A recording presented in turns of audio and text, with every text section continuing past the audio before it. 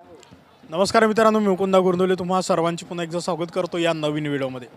आजच्या व्हिडिओच्या माध्यमातून जे झाडीपट्टी शंकरपट असो किंवा नाटक असो, त्या नाटकाच्या बाहेर जे दुकान लावतात चायची वगैरे, ते आपल्यासोबत उपस्थित आहेत। आता त्यांच्याकडून आपण चाय घेतलेला आहे। यांची आपण संपूर्ण यांचा प्रवास जाणून घेऊया, कसं असते तर रोजच्या नाटकांविषयी। परिचय द्या तुमचा। रुपेश मनोहर झोडे, राहणार कनाळगाव। संपूर्ण महाराष्ट्रामध्ये फिरणारा एकमेव पानठेला आहे।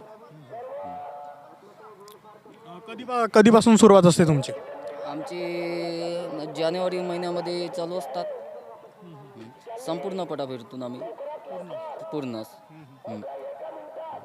प्रवास कसा असते तुमचा रोजचा? मग रोजचा प्रवास गाडीनं टू व्हीलरनं जाणं येणं। म्हणजे कधीपासून या क्षेत्रामध्ये आहात? बरेच वर्ष बापाच्या काळापर्यंत पहिल्यापासूनच आहे। काही अडचणी वगैरे येतात का? मग हो, येतात ना अडचणी। कोणकोणत्या येतात? असं नाही का, जी उमदा सहन करणे, रात्र झोप नाही, नाटकापटा फिरवणे। हो, घरी गेल्यावर कामं असतात, ते अडचणी येतात। आता या गावला नाटक आहे आणि दुसऱ्या गावला पुन्हा जावं लागते रात्रभर जागरण करून, मग ते कसं मॅनेज करत असतात? आता सहन करावं लागते नाही का, जी रात्र झोप सहन करणे। जावं लागते, परिस्थिती नाजूक असल्यामुळे जावं लागते। काय काय विकत असता मग दुकानात? चाय, खरा पान, भजे, सगळंच विकतो। तर मित्रांनो, पूर्ण जे असते यांच्याकडे चाय वगैरे पूर्ण मिळत असते, ते आपण जाणून घेऊया। परिचय द्या, नाव सांगा। वैशाली रुपेश झोडे, राहणार कनाळगाव, तहसील नागबीड, जिल्हा चंद्रपूर। काय सांगाल, कधीपासून इथं काम करता?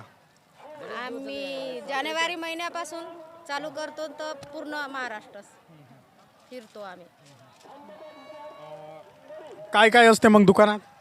दुकानामध्ये चाय, खर्रा पान, मग मोठे पट लागल्यावर सेकंड पानचे भजे वगैरे, चिवडा, सेव सगळेच काढले जाते।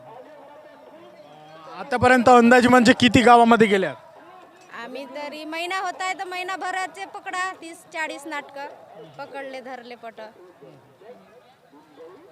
काय सांगाल मग तुम्ही नाटका वगैरे? आपलं म्हणजे अडचण वगैरे कोणत्या येतात? आता इथून दुसऱ्या गावाला जावं लागते, तिथून मग झोप वगैरे, रात्री अजून जागरण असते, कसं मॅनेज करता? मी बसनं जाते, आपल्या टू व्हीलरनं जाते, गाडीनं उमदा सहन करावं लागते, घरचे कामे वगैरे करून जावं लागते। परिस्थिती नाजूक असल्यामुळे शेती नाही, काही नाही, तर पोट भरण्यासाठी जावंच लागते। धन्यवाद, खूप खूप माहिती दिल्याबद्दल। मित्रांनो, या व्हिडिओच्या माध्यमातून झाडीपट्टी शंकरपट असो किंवा नाटक असो, त्या नाटकाबाहेर जी दुकान चायची वगैरे असतात यांची आपण मुलाखत जाणून घेतली। यांचा प्रवास कसा असते। व्हिडिओ आवडत असेल तर लाईक करा, चॅनलवरती नवीन असाल तर चॅनलला सबस्क्राईब करा आणि या व्हिडिओला शेअर करा। धन्यवाद।